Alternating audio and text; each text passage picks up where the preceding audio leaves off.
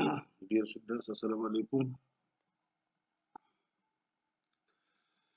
In the last chapter, we were discussing dimensions and dimensional formula. तो dimension मैंने आपको बताया था कि हमें देखना है कि किसी फिजिकल क्वांटिटी की का जो पावर है वो m में कितना है, l में कितना है, वो t में कितना है। तो फिर मैंने आपको बताया था कि डायमेंशन फार्मूला, फॉर एग्जाम्पल किसी कोई फिजिकल क्वांटिटी, जिस तरह से हमारे वेलोसिटी जो है वो डिराइव्ड फिजिकल क्वांटिटी है, उसका जो डायमेंशन फार्मूला है वो है m raise power 0, l raise power 1 और t रेज पावर -1। तो जो उसके डायमेंशंस है, dimension formula m raise power 0 याद रखना, ये डायमेंशन फार्मूला है m raise power 0, l raise power 1, t raise power -1। लेकिन डायमेंशंस इसके हैं 0 in mass, 1 in length and -1 in time. तो आज हम डायमेंशनल इक्वेशन पढ़ेंगे। The dimensional equation is the equation which relates the derived physical quantity to its dimensional formula. For example, जो एक physical quantity को उसके डायमेंशन के साथ एक रिलेशन, एक इक्वेशन बनाती है, उसको हम बोलते हैं dimensional equation. For example, the dimensional equation of velocity is given by, हमें पता है वेलोसिटी के dimension m raise power 0, l raise power t raise power -1 है। So when we relate this velocity v with its dimensions, it becomes a dimensional equation. Similarly, the dimensional equation of force is given by, हमें पता है dimensional formula of force is m raised to 1, l raised to 1, t raised to -2. Therefore, when we relate this force with its dimensional formula, we get a dimensional equation. So F is equal to, अगर आप left side काटेंगे is equal to और left side काटेंगे तो वहाँ फिर सिर्फ dimension formula रहेगी। जब आप इज इक्वल टू डालोगे और फिर इस साइड में एफ डालोगे, या उधर ऊपर वाले में इज इक्वल टू डालोगे और फिर लेफ्ट साइड में वी डालोगे, तब ये डायमेंशन इक्वेशन बन जाती है। तो लेफ्ट साइड का जो है ये डेराइव्ड फिजिकल क्वांटिटी है, राइट साइड का जो वो उसकी डायमेंशन फार्मूला है, और जब हम इसको इक्वेशन बनाते हैं तो ये बन जाती है dimensional equation. In general the dimensional equation of a physical quantity x, मान लीजिए अब मैंने वहां पे वी लिया, एफ लिया, x can be anything, it can be pressure, x can be acceleration, it can be momentum, it can be anything, it can be this current. So x having a dimensions in a dimensions in mass, b dimensions in length and c dimensions in time is given by x is equal to m raised power a, l raised power b and t raised power c. We know that physical quantities are of two types, variable and constant. On the basis of dimensions, both variables and constants are divided into two types, dimensional variable and dimensionless variable. Dimensional constant and dimensionless constant. ठीक है, जो हमें पता है physical quantity के जो है वो वेरिएबल है और कांस्टेंट है। फिर वेरिएबल दो किस्म के होते हैं, एक वेरिएबल का डायमेंशन होता है और एक वेरिएबल का डायमेंशन नहीं होता है। इसी तरह कांस्टेंट भी दो होते हैं, एक कांस्टेंट का डायमेंशन होता है, एक कांस्टेंट का डायमेंशन नहीं होता। जिस वेरिएबल का डायमेंशन होता है उसको हम बोलते हैं डायमेंशनल वेरिएबल, जिसका नहीं होता उसको बोलता है डायमेंशन लेस वेरिएबल। इसी तरह जिस कांस्टेंट का वेरिएबल होता है उसको बोलते हैं हम डायमेंशनल कांस्टेंट, और जिस कांस्टेंट का वेरिएबल नहीं होता है उसको बोलते हैं हम डायमेंशन लेस कांस्टेंट। तो यहाँ पे भी मैंने, these are the quantities dimensional variable, these are the quantities whose values are variable, जिसके वैल्यू चेंज होते हैं, एंड दे पोसेस डायमेंशंस, उनके डायमेंशंस भी होते हैं। फॉर एग्जांपल एरिया, इसका वैल्यू चेंज होगा, फोर्स का भी वैल्यू चेंज होगा, वेलोसिटी का, ये वेरिएबल्स है, डेंसिटी का भी, लेकिन इनके डायमेंशंस भी है, इनके डायमेंशन फार्मूला भी है। डायमेंशन लेस वेरिएबल क्या होंगे फिर, these are the variables whose values varies, जिनका वैल्यू वेरी होगा लेकिन उनके डायमेंशंस नहीं, they do not possess dimensions. For example angle, ठीक है, एंगल तो चेंज होता है 20 डिग्री, 30 डिग्री, 40 डिग्री, लेकिन उसका डायमेंशनल फार्मूला नहीं है, उसको बोलते हैं dimensional less variable. Strain, specific gravity extra. अब dimensional constant, these are the quantities whose values who does not change, whose values, ये variables नहीं है, sorry, ये whose values, please make a correction here,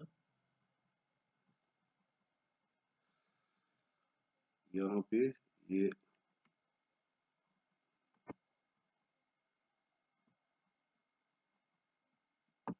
value है, यहाँ पे ये क्या लिखना है,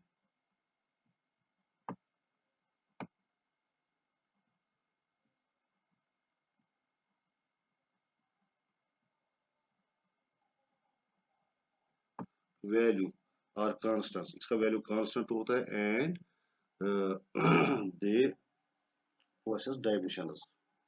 For example, velocity of light in vacuum.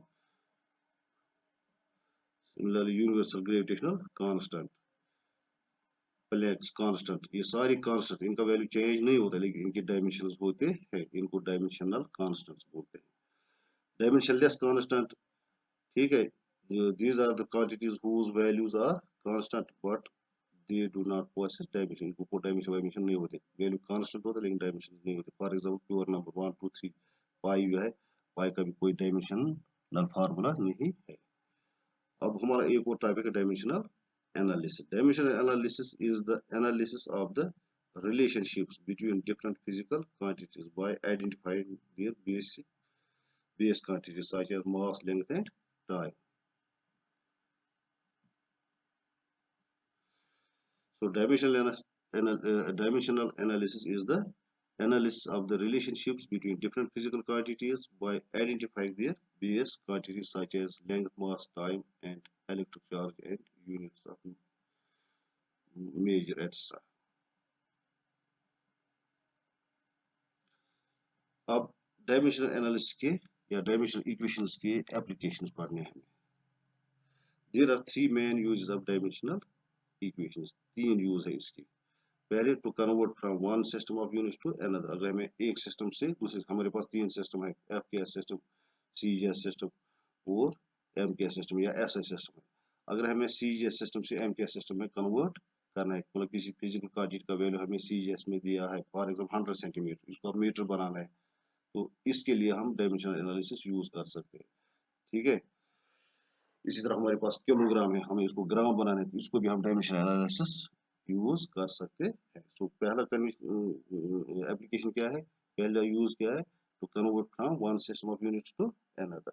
दूसरा है to check the correctness of the equation और फार्मूला, अगर हमें एक डायमेंशनल इक्वेशन दी हुई है, हमें अब ये देखें करेक्ट है या नहीं है, ये भी हम इससे कर सकते हैं। तीसरी बात है टू डिराइव, फॉर एग्जाम्पल हम लिखते हैं v is equal to s by t, अब ये v is equal to s by t है या v is equal to s by t square है, हमें नहीं पता है, तो उसके लिए भी हम इसको अप्लाई कर सकते हैं। इसी डायमेंशन एनालिसिस की वजह से हमें पता चल जाएगा वो इक्वेशन करेक्ट है या इनकरेक्ट है। तो ये दूसरा है। तीसरा है to derive relationship between physical quantities, अगर आपके पास मास, वेलोसिटी, लेंथ, टाइम सब कुछ है, अब आपको कोई रिलेशन बना, जिस तरह आपने बनाया velocity is equal to distance by time, acceleration is equal to velocity by time, ठीक है, force is equal to mass into acceleration, तो ये रिलेशंस भी हम इससे बना सकते हैं, किससे, डायमेंशनल एनालिसिस। तो अब हम पहला करेंगे, दो जो है वो आगे वाली चैप्टर क्लास में करेंगे। तो convert from one system of units to another, this is the first application of this dimensional analysis. This application is based on the fact that the numerical value of a physical quantity varies according to the size of the unit employed, but the product of numerical value and the unit employed remains constant. ठीक है, तो ये इसी पे depend करता है, जो numerical value है उसका साइज चेंज होगा कि यूनिट कितना, अगर यूनिट बड़ा है तो न्यूमेरिकल वैल्यू छोटा होगा, अगर न्यूमेरिकल वैल्यू यूनिट छोटा है तो न्यूमेरिकल वैल्यू बड़ा होगा। जिस तरह से यहाँ पे 20 मीटर 20 न्यूमेरिकल वैल्यू है, दूसरे साइड में 2000 है न्यूमेरिकल वैल्यू, इस साइड में सो 20 is lesser than 2000, numerical value left side में छोटा है, लेकिन मीटर सेंटीमीटर से बड़ा है, तो मीटर बड़ा है, ठीक है, सेंटीमीटर से, तो यहाँ पे यूनिट जो है वो बड़ा है। Let there be a physical quantity Q, कोई भी physical quantity Q can be anything, it can be force, it can be velocity, it can be acceleration, ठीक है, it can be momentum P, having A dimensions in mass, B dimensions in length and C dimensions in time. Then its dimensional formula is given by m raised power A, L raised power B, T raised power C. If m1 is the numerical value of in a system of units m1, L1 and T1, then using Q is equal to n u, हमारे पास एक relation है, जो physical quantity Q है वो किसके बराबर होते हैं, numerical and unit, 10 metre 10 into m, तो 10 हो गया n, मीटर हो गया u, तो ये इक्वेशन हम अप्लाई करेंगे, तो Q is equal to n1, तो यूनिट के बदले लिखना है हमें m1 raised power a, L1 raised power b, T1 raised power c, क्योंकि यूनिट्स इसमें हमने ये लिए हैं। जिस तरह मास का जो m1 यहाँ पे, मान लीजिए मास जो है ये ग्राम है, ठीक है, तो हो गया m1, अगर m2 लेंगे तो वो होगा फिर kilogram. If n2 is the numerical value in A system of units, एक सिस्टम है जहाँ पे जिस तरह से एक पहले वाले सिस्टम में मास मैंने लिया है ग्राम, अब इसमें m2 जो होगा वो किलोग्राम होगा। अगर यहाँ पे लेंथ सेंटीमीटर होगा तो यहाँ पे लेंथ मीटर होगा। अगर यहाँ पे टाइम सेकंड होगा यहाँ पे टाइम सेकंड ही होगा, क्योंकि दोनों सिस्टमों में टाइम का जो यूनिट है वो सेकंड ही है। Then Q is equal to N2, M2 raised power A, L2 raised power B, and T2 raised power C. From first and second we get LHS बराबर है, तो so RHS must be also equal of both equation 1 and 2. So N2 M2 raised power A, L2 raised power B, T2 raised power C is equal to N1 M1 raised power A, L1 raised power B, T1 raised power C. This implies N2 is equal to N1 M1 raised power A, L1 raised power B, T1 raised power C divided by M2 raised power B, यहाँ पे divide याद रखना।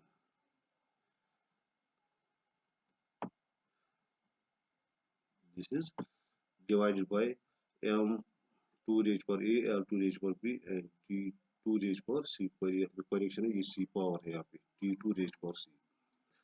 This implies N2 is equal to N1 M1 by M2 raised power A, L1 by L2 raised power B and T1 by T2 raised power C। Equation 3 is called the conversion formula। इसको हम क्या बोलते हैं? Conversion formula। अब आप देखिए acceleration due to gravity, first example हम लेंगे। acceleration due to gravity on SI system of units is 9.8 meter per second square। ऐसे सिस्टम में calculate this value on the CGS system. CGS system में कितना होगा इसका वैल्यू? ठीक है, अब ये हम करेंगे कितना वैल्यू होगा। The dimension formula for the acceleration due to gravity g is given by m raise पर 0। किसी भी एक्सेलरेशन का जो डायमेंशन फार्मूला है वो m रेज पर 0, l रेज पर 1, t रेज पर -2। एक्सेलरेशन का फार्मूला आप यूज कीजिए, a is equal to v by t. ठीक है, फिर v is equal to s by t का वैल्यू दे दीजिए, तो ये बन जाएगा s बाई टी स्क्वायर।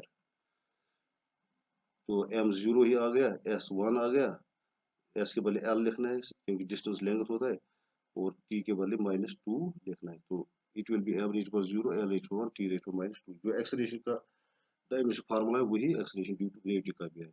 फिर a इज इक्वल टू 0, अभी हमने फार्मूला में देखा है a का पावर जो है 0 है, जो m का पावर m रेज पर a होता है, l रेज पर b होता है, तो b का पावर 1 है, t रेज पर c होता है, तो t रेज का c का पावर -2 है। और n1 का वैल्यू हमें दिया हुआ है 9.8, जो वहाँ पे दिया हुआ है। अब हम इसको देखना है n2 कितना होगा। Let M1, L1 and T1 be the belong to the SI system and M2, L2 and T2 belong to the CGS system. Then using the conversion formula,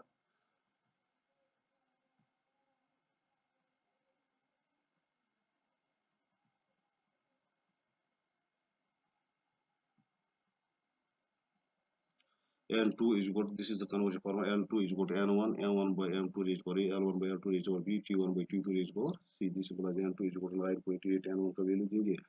अब M1 हमें पता है 1000 ग्राम, M2 है ग्राम,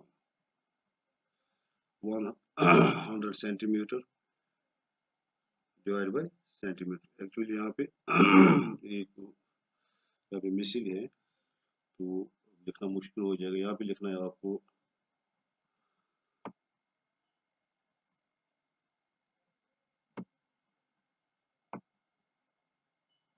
N1, फिर लिखना है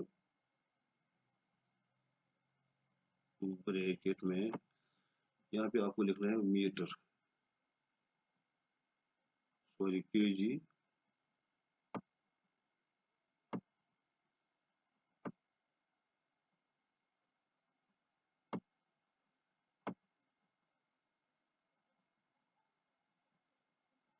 केजी बाय जी।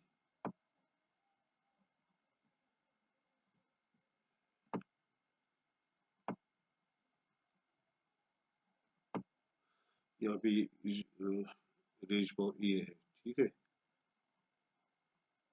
ये step आपको खुद लिखना है।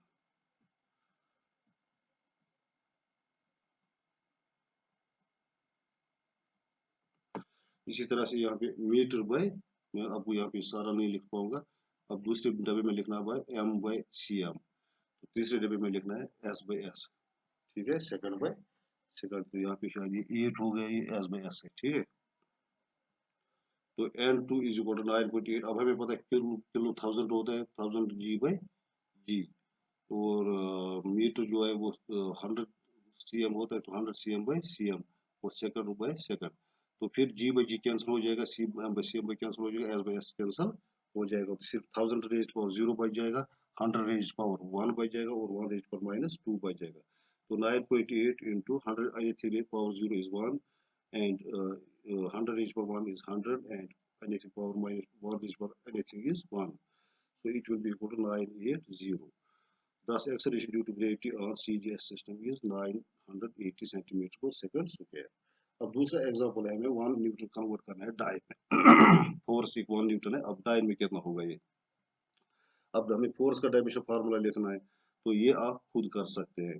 तो फोर्स का डायमेंशन फार्मूला जो है, ये F is equal to m raise पर 1 L रेज पर 1 T रेज पर minus 2। Here A is 1, again जो m का पावर होगा वो A है, L का पावर B है और T का पावर C है। तो A 1 है, B 1 है और C माइनस 2 है। तो अब हम N1 का वैल्यू जो दिया हुआ है वो 1 न्यूटन है, 1 है। Let M1 L1 and T1 belong to the SI system and M2 L2 and T2 belong to the CGS system. Then using the conversion formula, अगर हम ये यूज करेंगे तो फिर यहाँ पे जब मैंने लिखा था जो ये स्टेप याद रखना, ऊपर के एग्जांपल में जब जो मैं अभी दिखा रहा था तो ये लाइन वहां पर भी लिखना, कोई वहां पे गलत हो, लेकिन पावर ए का पावर जो है वो खुद दे दे रहा है वहां पे। यहाँ पे पावर शायद अलग है, वहां पे पावर अलग है, वहां पे पावर 0 1 और माइनस 2 है, यहाँ पे 0 नहीं है, यहाँ पे 1 है, ठीक है, 1 1 और माइनस 2। तो जब आप इसको करते हैं तो हमें N2 कितना निकलता है, लास्ट में शॉर्ट में मैं बताऊंगा। तो N2 जो के के बदले 1000 लिखना है, 1000 g by g, 100 c m by c m और एस बाई एस, एस और एस कैंसिल हो जाएगा तो 1 बन जाएगा, सी एम और सी एम कैंसिल तो 100 रह जाएगा, जी और जी कैंसिल हो जाएगा तो 1000 रह जाएगा। तो अल्टीमेटली हमें N2 किसके बराबर निकला, 10⁵